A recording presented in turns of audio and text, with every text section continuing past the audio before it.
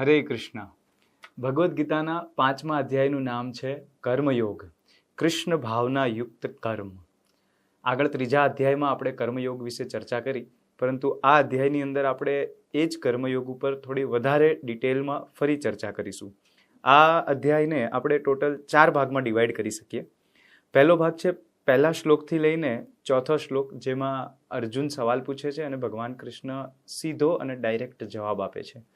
ત્યારબાદ 5 થી લઈને 10 નંબરના શ્લોકની અંદર ભગવાન ભક્તિયુક્ત કર્મ કરવાથી ભગવાનની જે પ્રાપ્તિ થાય છે એના વિશે કહે છે. ત્યારબાદ 11 થી લઈને 21 નંબરના શ્લોક સુધી ભગવાન શ્રી કૃષ્ણ જે મુક્તિ પામેલા લોકો છે, આ જીવનની અંદર આ દુનિયામાં રહીને પણ કર્મબંધનમાંથી જે લોકો મુક્ત છે એમના ગુણો વિશે વાત કરે છે.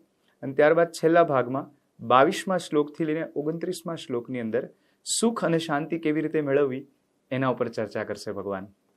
તો સૌથી પહેલો શ્લોક છે જેમાં અર્જુન બોલે છે, હે કૃષ્ણ, આપે પહેલા મને કર્મનો ત્યાગ કરવા કહ્યું અને પછી ભક્તિપૂર્વક કર્મ કરવાનો આદેશ આપ્યો. હવે આપ કૃપા કરીને નિશ્ચિત રૂપે મને કહેશો કે આ બંનેમાંથી વધારે કલ્યાણકારી કયું છે? ભગવાન શ્રી કૃષ્ણ જવાબ આપશે, મુક્તિ માટે તો કર્મનો ત્યાગ અને ભક્તિયુક્ત કર્મ બંને ઉત્તમ છે, પરંતુ આ બંને પૈકી કર્મના પરિત્યાગ કરતા ભક્તિયુક્ત કર્મ શ્રેષ્ઠ છે. અર્જુને સવાલ પૂછ્યો બહુ સરળ, કે કર્મનો ત્યાગ કરવો કે પછી ભક્તિમય કર્મ કરવું, આ બંનેમાંથી શ્રેષ્ઠ કોણ છે?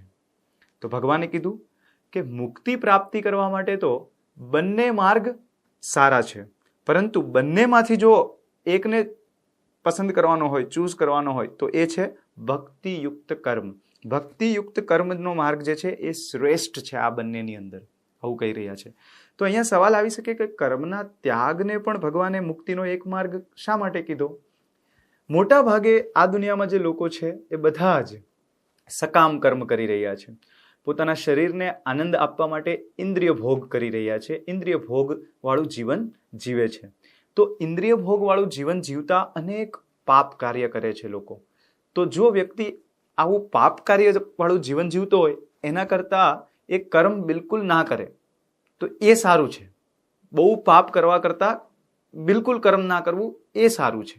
તો એ દ્રષ્ટિએ જોઈએ તો કર્મનો ત્યાગ કરવો એ પણ એક મુક્તિનો માર્ગ છે, પરંતુ ભક્તિનો જે માર્ગ છે, જે મુક્તિથી પણ આગળ છે, એ કર્મના ત્યાગ કરવાથી ના મળે, એ ભક્તિમય કર્મ કરવાથી જ મળે. તો આ જ વિષય ઉપર આગળ 3જા અને 4થા શ્લોકમાં પણ ભગવાન ચર્ચા કરે છે. ત્યારબાદ 5મા શ્લોકથી લઈને 10મા શ્લોકની અંદર આ જે ભક્તિયુક્ત કર્મ કરવાથી જે ભગવાનની પ્રાપ્તિ થાય છે એના ઉપર ભગવાન બોલી રહ્યા છે.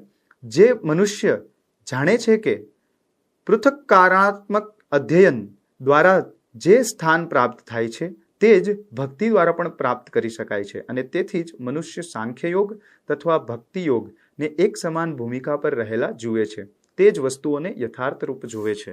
6ઠ્ઠા શ્લોકની અંદર કહે છે, ભગવદ ભક્તિમાં જોડાયા વિના કેવળ સમગ્ર કર્મનો પરિત્યાગ કરવા માત્રથી કોઈ મનુષ્ય સુખી થઈ શકતો નથી. ભગવત ભક્તિમાં જોડાયા વિના માત્ર કર્મનો ત્યાગ કરવાથી કોઈ પણ મનુષ્ય સુખી રહી શકતો નથી, પરંતુ ભક્તિમય સેવામાં પરોવાયેલો વિચારશીલ મનુષ્ય પરમેશ્વરને પ્રાપ્ત કરે છે. ત્યારબાદ 7મા શ્લોકની અંદર ભગવાન કૃષ્ણ કહી રહ્યા છે, જે મનુષ્ય ભક્તિ ભાવે કર્મ કરે છે, જે વિશુદ્ધ આત્મા છે અને જે પોતાના મન તથા ઇન્દ્રિયોને વશમાં રાખે છે, તે સૌને પ્રિય હોય છે અને બધા જીવો તેને પ્રિય હોય છે. એવો મનુષ્ય હંમેશા કાર્યરત રહેતો હોવા છતાં કદાપી લિપ્ત થતો નથી. જે વ્યક્તિ ભક્તિયુક્ત કર્મ કરે છે, કર્મયોગ કરે છે, એ વ્યક્તિ બધા જ જીવોને પસંદ આવે છે અને બધા જ જીવ એને પસંદ હોય છે. કઈ રીતે આ થાય છે? કે જ્યારે પણ કોઈ વ્યક્તિ ભગવાન શ્રી કૃષ્ણની સેવામાં લાગે છે, એ પોતાના દરેક કાર્યોના ફળ ભગવાનને અર્પણ કરવા માટે જ રાખે છે, ત્યારે શું થઈ રહ્યું છે એનું ઉદાહરણ દ્વારા આપણે સમજીશું. કે ભાગવતમની અંદર આ ઉદાહરણ ખાસ કરીને આપેલું છે કે જેવી રીતે કોઈ વૃક્ષ હોય તો એ વૃક્ષની અંદર શું શું હોય? મૂળ હોય, થડ હોય, ત્યારબાદ શાખાઓ હોય, શાખાઓ ઉપર ઘણી બધી ડાળીઓ હોય, ડાળીઓ ઉપર પાંદડા આવે, ફળ આવે, ફૂલ આવે, આ બધું આવે. આવી રીતે એક આખું વૃક્ષ હોય છે. તો આ વૃક્ષને જો કોઈ વ્યક્તિએ પોષણ આપવું હોય, પાણી આપવું હોય, એવું વિચારીને કે અરે આની ડાળીઓ પર પાંદડા સુકાઈ રહ્યા છે કે ફૂલ સુકાઈ રહ્યા છે, તો આને પાણીની જરૂર છે, તો એ પાણી ક્યાં નાખશે? કે એ ડાળી પકડશે કે હા આ ડાળી ઉપર પાંદડાઓ સુકાઈ ગયા છે તો ત્યાં પાણી નાખશે, કે થડમાં પાણી નાખશે, કે શાખાઓમાં પાણી નાખશે? કઈ જગ્યાએ પાણી નાખશે? જો એ વૃક્ષને પોષિત કરવા માંગતો હોય તો એ વૃક્ષના મૂળમાં પાણી નાખશે. તો હવે આ જે આખું ઉદાહરણ છે એને આપણે આ સર્જન જોડે કમ્પેર કરીએ કે આ આખી સૃષ્ટિ જે છે એને એક વૃક્ષ કહેવામાં આવ્યું છે. અને આ વૃક્ષની અંદર પણ મૂળ છે, થડ છે, શાખાઓ છે, ડાળીઓ છે અને ત્યારબાદ ઘણા બધા પાંદડાઓ છે, ફળ છે. આ પાંદડાઓ શું છે? બધા જ જીવાત્માઓ જે આ દુનિયાની અંદર છે એ બધા જ જીવાત્માઓને આપણે પાંદડા માની લઈએ. એક ડાળીના જેટલા પાંદડા છે એને આપણે માની લઈએ એક કમ્યુનિટી. એક શાખા હોય તો એને એક દેશ માની લઈએ. અને આવી રીતે અનેક શાખાઓ છે, અનેક દેશો છે અને એના અંદર રહેતા બધા જ નાગરિકો એક એક પાંદડાના સમાન છે. હવે જ્યારે કોઈ વ્યક્તિએ આપણે વાત કરી કે વૃક્ષને જો પોષિત કરવું હોય તો પાણી ક્યાં આપવું પડે? મૂળમાં. તો હવે આ જે ઝાડ છે, જે આખો સર્જનરૂપી ઝાડ, એમાં કોઈને પાણી આપવાની વાત કરવી હોય કે બધા જે પાંદડાઓ છે એ બધા જ પાંદડાઓ મતલબ બધા જ જીવોને સંતુષ્ટ કરવા છે, બધા જ જીવોની સેવા કરવી છે, તો પાણી ક્યાં આપશું આપણે? આ બધા જીવોમાં એક એક કરીને આપવા જઈશું? નહીં. તો આ જે સંસાર રૂપી વૃક્ષ છે એના થડના નીચે જે મૂળ છે એમાં આપણે પાણી આપીશું. તો એ મૂળ કોણ છે? એ મૂળ કહેવામાં આવ્યું છે કે ભગવાન શ્રી કૃષ્ણ છે. જ્યારે આપણે ભગવાન શ્રી કૃષ્ણની સેવા કરીએ છીએ ત્યારે એ સેવા આ આખા વૃક્ષની અંદર પહોંચી જાય છે. જેટલી પણ શાખાઓ છે, જેટલી પણ ડાળીઓ છે અને જેટલા પણ પાંદડાઓ છે બધા જ સંતુષ્ટ થઈ જાય છે જ્યારે ભગવાન શ્રી કૃષ્ણ સંતુષ્ટ થઈ જાય છે. મહાભારતની અંદર એક સરસ ઘટના આવે છે કે એકવાર જ્યારે દ્રૌપદી અને પાંડવો જંગલમાં રહેતા હોય છે, એમને 12 વર્ષનો વનવાસ આપવામાં આવ્યો હતો કૌરવોની કપટ દ્વારા. સો એ સમયે દુર્યોધન એક ષડયંત્ર રચે છે. દુર્વાસા મુનિ હસ્તિનાપુર આવે છે અને દુર્યોધન એમનો સત્કાર કરે છે, એમને ભોજન વગેરે પીરસે છે અને એમને પ્રસન્ન કરે છે. ત્યારબાદ દુર્યોધન ષડયંત્ર રચે છે કે હવે હું દુર્વાસા મુનિને પાંડવો પાસે મોકલું, કેમ કે પાંડવો જંગલમાં રહી રહ્યા છે અને ત્યાં એમની પાસે આટલા બધા દુર્વાસા મુનિના જે શિષ્યો છે, દુર્વાસા મુનિ હંમેશા પોતાના 60,000 શિષ્યો જોડે જતા કોઈ પણ જગ્યાએ જાય તો આટલા બધા એમના જે શિષ્યો છે એ શિષ્યોને ડેફિનેટલી પાંડવો જમાડી નહીં શકે. એમની પાસે આટલું બધું રાશન પાણી વગેરે નહીં હોય. તો દુર્યોધન દુર્વાસા મુનિને આજીજી કરે છે કે હે મુનિવર, મને તમે આશીર્વાદ રૂપે ખાલી એટલું જ વચન આપો કે તમે હવે જેવો તમે અહીંયા મારા સત્કાર દ્વારા આનંદ પ્રાપ્ત કર્યો અને મને આશીર્વાદ આપ્યા, એવો જ આનંદ તમે પાંડવોને ત્યાં જઈને લેશો અને એમને પણ આશીર્વાદ આપશો. તો દુર્વાસા મુનિ કહે છે તથાસ્તુ. અને એમ કહીને દુર્વાસા મુનિ પોતાના 60,000 શિષ્યો જોડે હસ્તિનાપુરથી નીકળીને પાંડવો જ્યાં જંગલમાં રહી રહ્યા હોય છે ત્યાં જવા માટે નીકળી જાય છે. અને દુર્વાસા મુનિ રસ્તામાં યુધિષ્ઠિર મહારાજને મળે છે. સો યુધિષ્ઠિર મહારાજ તરત જ એમને સાષ્ટાંગ દંડવત કરે છે અને આગમન આપે છે કે હે દુર્વાસા મુનિ, આપ અને આપના સૌ શિષ્યો અમારા ઘરે પધારો અને અમારી મહેમાન ગતિ સ્વીકાર કરો. અમે તમને ભોજન ધરવા માંગીએ છીએ. સો દુર્વાસા મુનિ એ સમયે બપોરનો સમય થઈ રહ્યો હોય છે. તો દુર્વાસા મુનિ કહે છે કે અમારે અત્યારે નહાવાનો સમય છે, અમે અત્યારે નહાવા જઈએ છીએ, નાહીને ગાયત્રી કરીને ત્યારબાદ આપને ત્યાં પધારીશું અને ભોજન સ્વીકાર કરીશું. સો આવું કહીને દુર્વાસા મુનિ નજીકમાં જે નદી હોય છે એ બાજુ વળી જાય છે. અને બીજી બાજુ યુધિષ્ઠિર મહારાજ પાંડવો જે જગ્યાએ ઝૂંપડી બાંધીને રહેતા હોય છે ત્યાં આશ્રમમાં આવે છે. અને આશ્રમમાં આવતા જ યુધિષ્ઠિર મહારાજ બધાને સમાચાર આપે છે કે દુર્વાસા મુનિ થોડા જ સમયમાં આપણે ત્યાં આવી રહ્યા છે. તો આ સમાચાર સાંભળીને પાંડવો ખુશ થાય છે અને દ્રૌપદીને કહે છે કે દ્રૌપદી, આપણે દુર્વાસા મુનિ અને એમના જે 60,000 શિષ્યો આવે છે એમને જમાડવાની વ્યવસ્થા કરવાની છે. દ્રૌપદી પાસે એક અક્ષય પાત્ર નામનું એક પાત્ર હોય છે અને એમને વચન હોય છે કે આ પાત્રમાંથી દ્રૌપદી જ્યાર સુધી ચાહે, કોઈ પણ એક સંધ્યાની અંદર જ્યાર સુધી ચાહે એટલું એમાંથી અલગ અલગ પ્રકારની અન્ન વાનગીઓ કાઢી શકે અને પીરોસી શકે. પરંતુ કન્ડિશન એવી હોય છે કે જ્યાં સુધી દ્રૌપદીએ એ પર્ટિક્યુલર સંધ્યામાં જમવાનું જમ્યું ના હોય ત્યાં સુધી. સો હવે દુર્ભાગ્યવશ થાય છે એવું કે એ દિવસે બાકી બધા પાંડવોએ જમી લીધું હોય છે અને દ્રૌપદીએ પણ જમી લીધું હોય છે.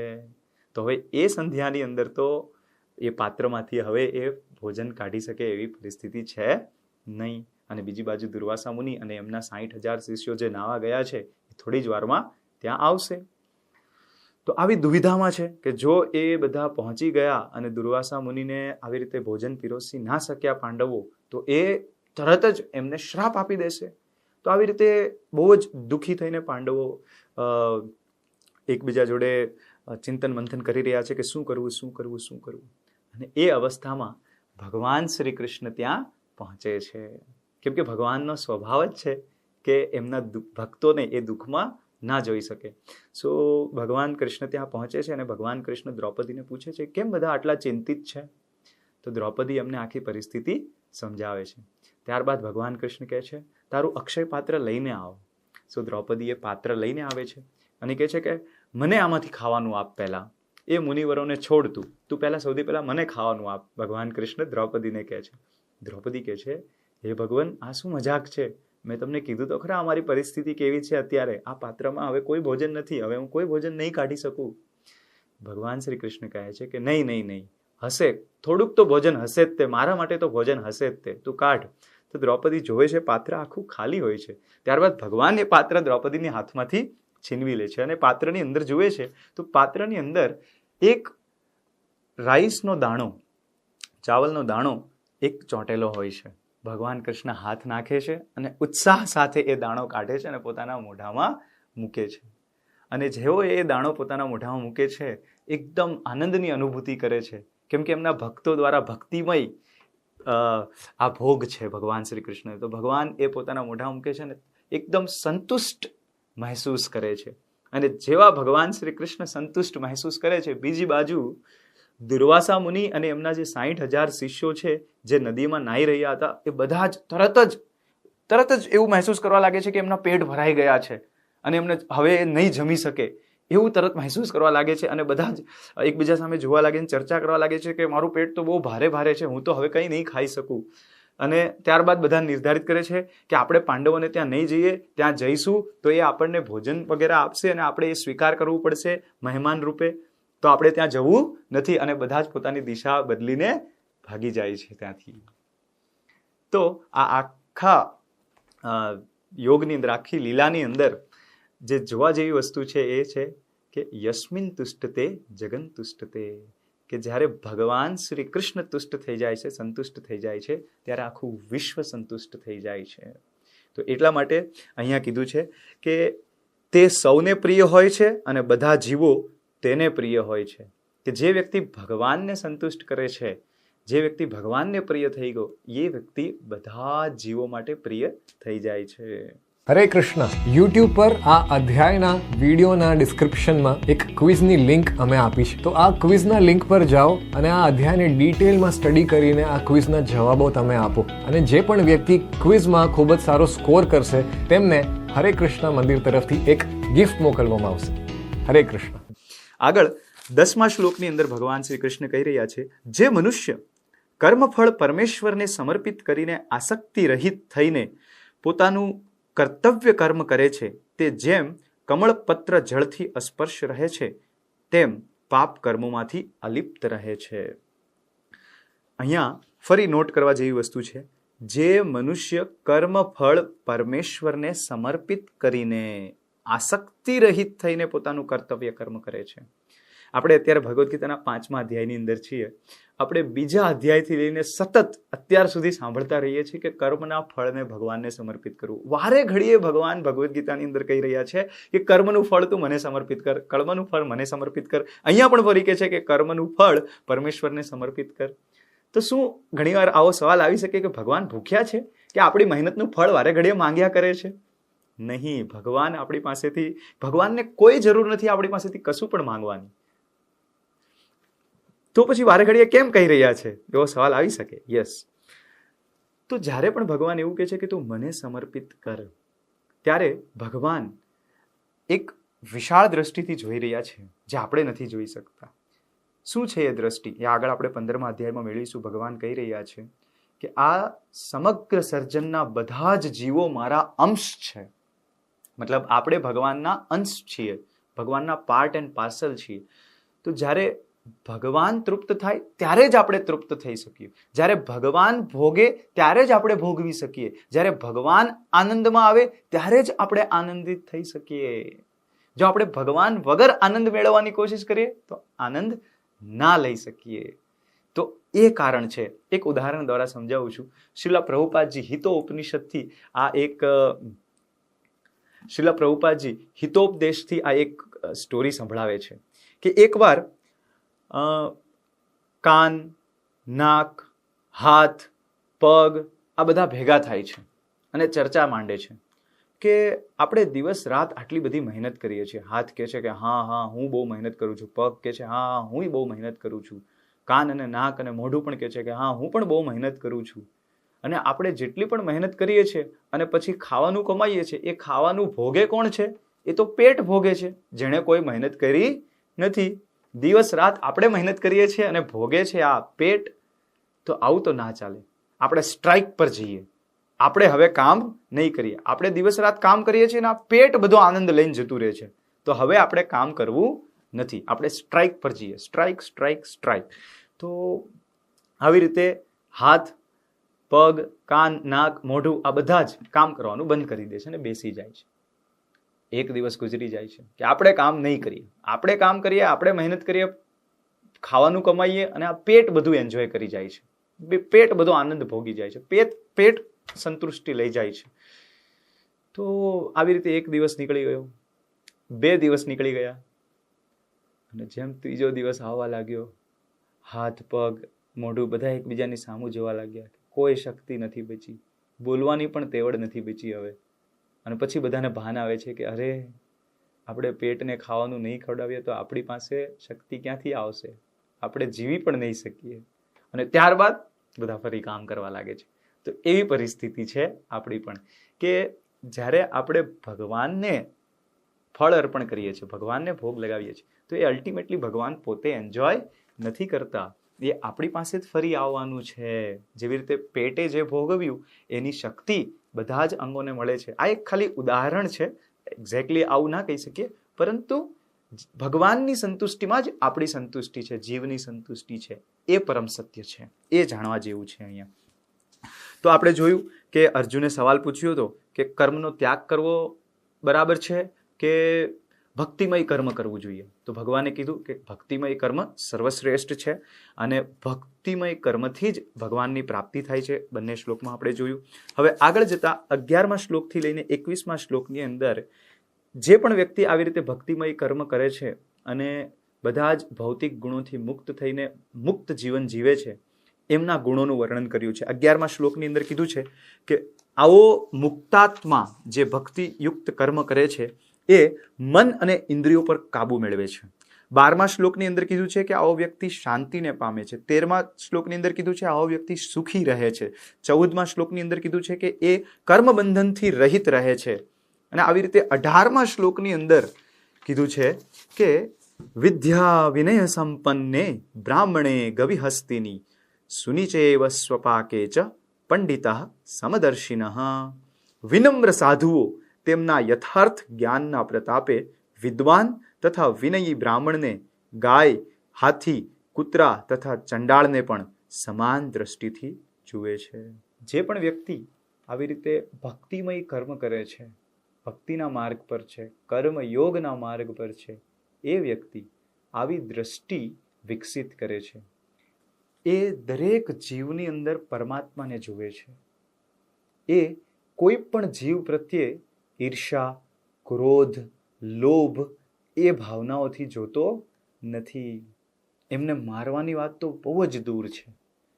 એ જોવે છે પરમાત્મા બેઠા છે એમના હૃદયની અંદર, તો કઈ રીતે હું એમનાથી ઈર્ષા કરી શકું, કઈ રીતે હું એમના પર ક્રોધ કરી શકું, કઈ રીતે હું એમના પ્રત્યે લોભની ભાવના ધરાવી શકું. આ બહુ રહસ્યમય જ્ઞાન છે.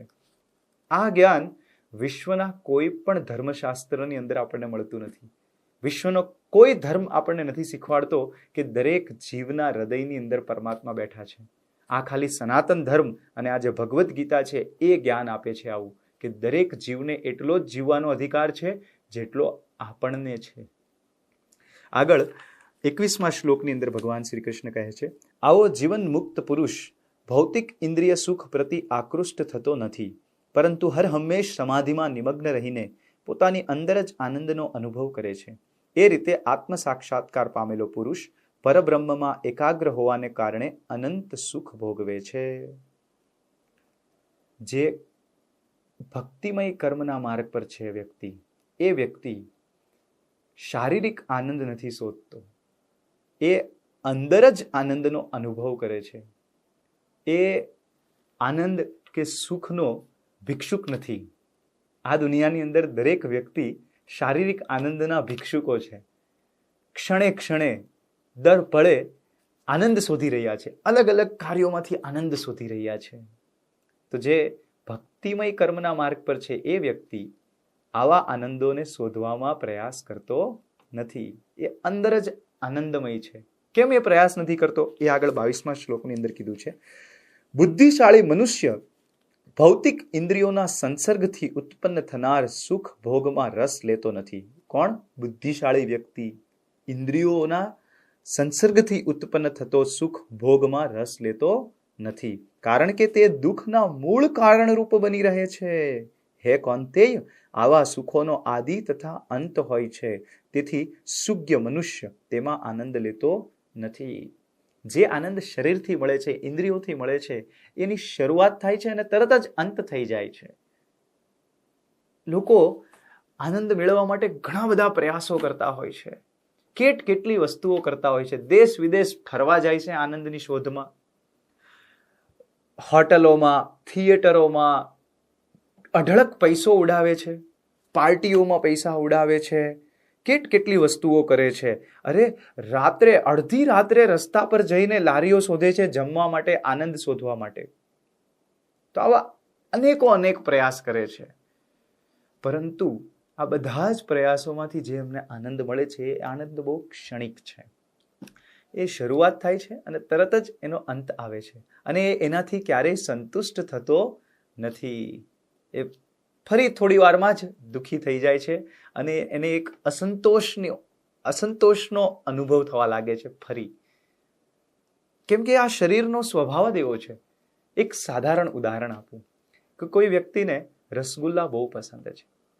હવે એણે 2 દિવસથી કશું ખાધું નથી, ભૂખ્યો છે, અને એની સામે તમે 50 રસગુલ્લાની પ્લેટ મૂકી દો, એકદમ આનંદ થઈ જશે, એકદમ આનંદિત થઈ જશે. હવે એ વ્યક્તિ રસગુલ્લા ખાવાનું ચાલુ કરે છે. પહેલો રસગુલ્લા ખાધો, બીજો રસગુલ્લા ખાધો, આહા આનંદ જ આનંદ આવી રહ્યો છે. ત્રીજો રસગુલ્લા ખાધો, ચોથો રસગુલ્લા ખાધો, પછી 5મો ખાધો, ઓહો, પછી ફરી એને કોઈ 6ઠ્ઠો પણ આપ્યો, ખા ભાઈ ખા, તારો ફેવરિટ છે ને, ખા. એ પણ 6ઠ્ઠો પણ ખાઈ લીધો. પછી 7મો, ના, હવે એ નહીં ખાઈ શકે. એ રસગુલ્લાથી એને એકદમ નથી ખાવા એવી ભાવના આવી જશે. કેટલી વાર રહ્યો આનંદ? 5 મિનિટ, 10 મિનિટ. આવી જ રીતે જે ઇન્દ્રિય તૃપ્તિથી આનંદ મળે છે દરેક વસ્તુમાં આવું જ છે. કોઈ મૂવી જોવા કોઈને બહુ પસંદ હોય, 1 મૂવી જોશે, 2 મૂવી જોશે, 3 જોશે, 4 જોશે, પછી કંટાળી જશે. કોઈને ગેમ રમવી બહુ પસંદ છે, કેટલી વાર ગેમ રમશે? કલાક, 2 કલાક, 3 કલાક, 4 કલાક, 5 કલાક, પછી ચલો કોઈ મહિનાઓ સુધી પણ રમશે, 6 મહિના સુધી રમી લીધી, પછી કંટાળી જશે. આખું જીવન ના રમી શકે.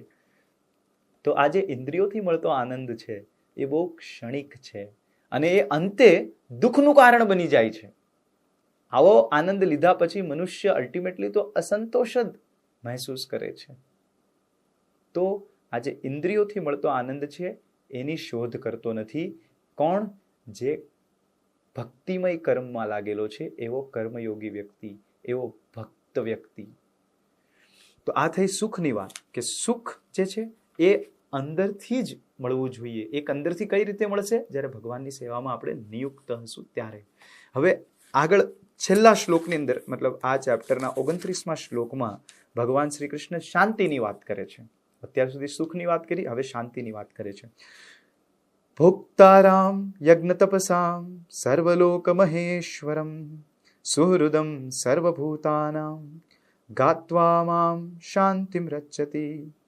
મને સમસ્ત યજ્ઞો તથા તપશ્ચર્યાનો પરમ ભોક્તા, સમસ્ત ગ્રહો તથા દેવોનો પરમેશ્વર તેમજ સમસ્ત જીવોનો હિત કરતા શુભેચ્છક મિત્ર તરીકે જાણી મારી ભાવનામાં ઓતપ્રોત થયેલો મનુષ્ય સંસારના દુઃખોમાંથી શાંતિ પામે છે. શાંતિ, વાસ્તવિક શાંતિનો અનુભવ કોણ કરી શકે એ અહીંયા કીધું છે. જે વ્યક્તિ આ ત્રણ વસ્તુ સમજી લે. પહેલી વસ્તુ શું સમજવા જેવી છે? કે ભગવાન શ્રી કૃષ્ણ જ પરમ ભોક્તા છે. ભગવાને બહુ ક્લિયરલી કીધું છે મને. ભગવાન કૃષ્ણ કહે છે મને, મતલબ એ પોતે ડિક્લેર કરી રહ્યા છે કે મને ભોક્તા સમજ. ધેન બીજું કહી રહ્યા છે સમસ્ત ગ્રહો તથા દેવોનો પરમેશ્વર. પહેલી વસ્તુ જે આપણે સમજવાની છે એ છે કે ભગવાન શ્રી કૃષ્ણ જ ભોગતા છે. આપણે જો આનંદ લેવો હોય તો ભગવાનને આનંદ આપવો પડશે. બીજી વસ્તુ છે કે ભગવાન શ્રી કૃષ્ણ પરમેશ્વર છે. આખી દુનિયાની અંદર, આખા અસ્તિત્વની અંદર જે પણ વસ્તુઓ છે બધું જ ભગવાન શ્રી કૃષ્ણનું છે. એ એમના પરમ ઈશ્વર છે. ઈશ્વર મતલબ કંટ્રોલર, અને જે પરમ કંટ્રોલર છે એ ભગવાન શ્રી કૃષ્ણ છે. ત્યારબાદ ત્રીજી વસ્તુ જે આપણે સમજવા જેવી છે એ છે કે સમસ્ત જીવોનો હિત કરતા શુભેચ્છક મિત્ર ભગવાન કૃષ્ણ જ છે. આ ત્રીજી વસ્તુ છે. આ ત્રણ વસ્તુ જે વ્યક્તિ સમજી લે એ શાંતિની અનુભવ કરે છે. કઈ ત્રણ વસ્તુ? શોર્ટમાં કહું છું. ભગવાન શ્રી કૃષ્ણ ભોગતા છે, ભગવાન શ્રી કૃષ્ણ પરમેશ્વર છે, અને ભગવાન શ્રી કૃષ્ણ જ દરેક જીવના હિત કરતા શુભેચ્છક મિત્ર છે. સામાન્ય રીતે આપણે બીજાનું હિત ઈચ્છતા હોઈએ છીએ અને આપણે શુભેચ્છક તરીકે પ્રયાસો કરતા હોઈએ છીએ બીજાને સુખ અને આનંદ આપવાનો. એ સુખ અને આનંદ આપવાના પ્રયાસોમાં પણ આપણે નિષ્ફળ રહીશું. જેટલા આનંદ લેવાના પ્રયાસોમાં નિષ્ફળ રહીશું એટલા જ આપવાના પ્રયાસોમાં પણ નિષ્ફળ રહીશું. કેમ? કેમ કે એક જ વ્યક્તિ છે આખા અસ્તિત્વની અંદર જે બધાને આનંદ આપી શકે. આપણે કોઈ બધાને આનંદ આપી શકીએ નહીં. આ વસ્તુ સમજવા જેવી છે કે ભગવાન કૃષ્ણ દરેક જીવનો મિત્ર છે. તો મારે જો દરેક જીવની સેવા કરવી હોય તો ભગવાન કૃષ્ણની સેવા કરવી છે. આ ભાવના આપણે જગાડવાની છે. જ્યારે હું ભગવાન કૃષ્ણની સેવા કરીશ ત્યારે સમસ્ત જીવોની સેવા થઈ જશે. સમસ્ત જીવ સંતુષ્ટ થઈ જશે. અને દરેક જીવનો ભગવાન મિત્ર છે. ભગવાન શુભેચ્છક મિત્ર છે. એ કોઈનું પણ ક્યારેય ખરાબ ઈચ્છતા નથી. તો આ જે પણ વ્યક્તિ સમજી લે એ શાંતિની અનુભૂતિ કરી શકે. એ પોતાના માટે પણ સમજી લે છે કે મારો પણ ભગવાન પરમ શુભેચ્છક મિત્ર છે. એટલે મારા જીવનમાં પણ જો કોઈ દુઃખ આવે તો મારે દુઃખી થવાનું કોઈ કારણ જ નથી. કેમ કે હું દુઃખી છું એ મારા પરમ શુભેચ્છક હિત કરતા મિત્ર ભગવાન શ્રી કૃષ્ણને પણ ખબર જ છે, મારા હૃદયની અંદર બેઠા જ છે. અને એ મારા મિત્ર છે, શુભેચ્છક મિત્ર છે, તો મારા માટે તો કશું ખરાબ ચાહી જ ના શકે. તો હું જેને દુઃખ વિચારું છું એ વાસ્તવમાં દુઃખ હોય જ ના શકે. નહીતર તો જો એ મારા માટે વાસ્તવમાં દુઃખ હોત તો ભગવાન મારા જીવનમાં એ આવવા જ ના દેત. આ દુઃખ ભરેલી પરિસ્થિતિ મારા જીવનમાં આવવા દીધી છે ભગવાન કૃષ્ણએ. મતલબ આમાં કંઈક તો મારું સારું હશે. આમાંથી ગુજર્યા પછી કંઈક તો મને ફાયદો મળવાનો હશે. એ વસ્તુ એ વ્યક્તિ જાણે છે. એટલા માટે એ દુઃખી થતો નથી. એ શાંતિની અનુભૂતિ સતત કરે છે કે ભગવાન કૃષ્ણ મારો મિત્ર છે. મને શાની ચિંતા? હું ફેલ થયો, સક્સેસ થયો, કરોડપતિ બની ગયો, ગરીબ બની ગયો, કોઈ દુઃખ આવી ગયું, કોઈ રોગ આવી ગયો, કશું બી થઈ ગયું, કોઈ પણ પરિસ્થિતિ છે, ભગવાન કૃષ્ણ મારા મિત્ર છે. આ પરિસ્થિતિમાં પણ ભગવાન કૃષ્ણ મારી સાથે છે. ચિંતાની શું જરૂર છે? એ મારા શુભેચ્છક હિત કરતા મિત્ર છે. અવશ્ય મારું કંઈક હિત હશે. એટલા માટે તો એમણે આ પરિસ્થિતિને મારા જીવનમાં આવવા દીધી છે. આ વસ્તુ સમજી શકે છે મનુષ્ય, અને એ શાંતિનો અનુભવ કરી શકે છે. તો અહીંયા આપણે 5મા અધ્યાયનો અંત જોયો. અત્યાર સુધી આપણે કર્મયોગ અને જ્ઞાન યોગ વિશે કાફી ચર્ચા કરી છે. હવે 6ઠ્ઠા અધ્યાયની અંદર ભગવાન કૃષ્ણ ધ્યાન યોગ વિશે વાત કરશે. આવી રીતે ભગવદ્ ગીતાની અંદર જે 4 યોગનું ભગવાને વર્ણન કર્યું છે, કર્મયોગ, જ્ઞાન યોગ, ધ્યાન યોગ અને ભક્તિ યોગ, એ 4માંથી 3 યોગ જે છે એ આ 6 અધ્યાયની અંદર પૂર્ણ થઈ જશે. ત્યારબાદ 7મા અધ્યાયથી લઈને અંત સુધી ભગવાન ચોથો જે યોગ છે ભક્તિ યોગ, એના વિશે વાત કરશે. હરે કૃષ્ણ. હરે કૃષ્ણ. યુટ્યુબ પર આ અધ્યાયના વિડીયોના ડિસ્ક્રિપ્શનમાં એક ક્વિઝની લિંક અમે આપી છે. તો આ ક્વિઝના લિંક પર જાઓ અને આ અધ્યાયને ડિટેલમાં સ્ટડી કરીને આ ક્વિઝના જવાબો તમે આપો. અને જે પણ વ્યક્તિ ક્વિઝમાં ખૂબ જ સારો સ્કોર કરશે તેમને હરે કૃષ્ણ મંદિર તરફથી એક ગિફ્ટ મોકલવામાં આવશે. હરે કૃષ્ણ.